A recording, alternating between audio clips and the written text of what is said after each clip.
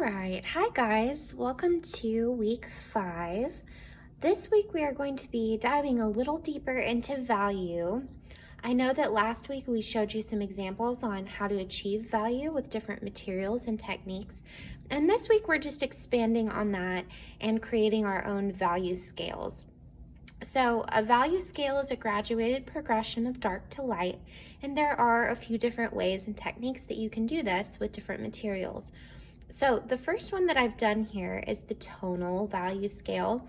So I was just using a pencil and pressure to gradually make my value scale go from dark to lightest values over here, okay? The second technique I used with a marker, and I used cross hatching here. In the dark area, my lines are very close together here, and it appears darker. And then as my lines start to move further apart, it appears to be getting lighter and lighter until I get to the end over here where my lines are very far apart. You can see a lot of white space between them here, and you can't see very much white space between the lines in the darkest value at all. The third one that we talked about last week was called stippling, and it was basically the same idea as the cross hatching or hatching, but you're using a series of dots. So as the dots are closer together towards the dark value, it appears darker because there's less white space in between all of those dots, and I could have pushed this even a little further. And then as the dots start to drift apart, it gives the appearance that your value scale is getting lighter, okay? The fourth one that we talked about last week was hatching. So cross hatching is where I go one way with my lines and then I come back across another way, okay? Hatching is just straight lines. So here my straight lines are very close together.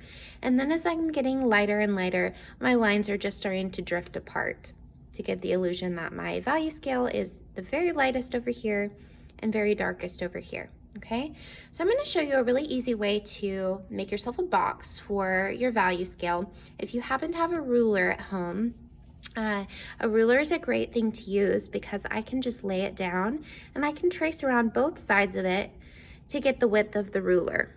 So I'm going to trace along this edge, I'm going to trace along this edge, oops, and I didn't hold my ruler firm enough and look what happened. I'm gonna go back and I'm gonna hold it really firmly in the middle. I'm just gonna run back over that line, okay? And then you can come across and connect the sides. And then you have a nice little rectangle for you to work in for your value scale. So the last technique we are going to do today, we didn't actually introduce last week, so this will be new for everyone, but it's just called scribbling. And you're just scribbling, and it's the same idea as the hatching, the stippling, and the cross hatching. With scribbling, I'm gonna grab myself a dark green marker here. You want your scribbles to be closest together with hardly any white space for your darkest values, and then your scribbles are slowly drifting apart as we get lighter and lighter. So here we go. I'm starting at the darkest end, and I'm just scrabbling. And this is one of my favorite techniques for using value because it's a really quick way to get value. And I also think it looks pretty cool. So as I'm getting lighter and lighter, my lines are starting to drift apart.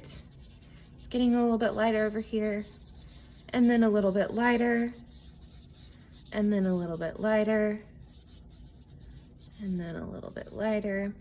And if I decide that, you know what, this isn't dark enough, this isn't dark enough, I can go back and scribble on top of it to make it a little bit darker. So I'm going back into this darkest value area and I'm scribbling back over it until I can hardly see any white spaces between my scribbles. And then I'm going back into these mid-tone areas and I'm adding some more scribbles there as well, so that it really is getting lighter and lighter as I go. And then all the way here at the end, your scribbles are really far apart.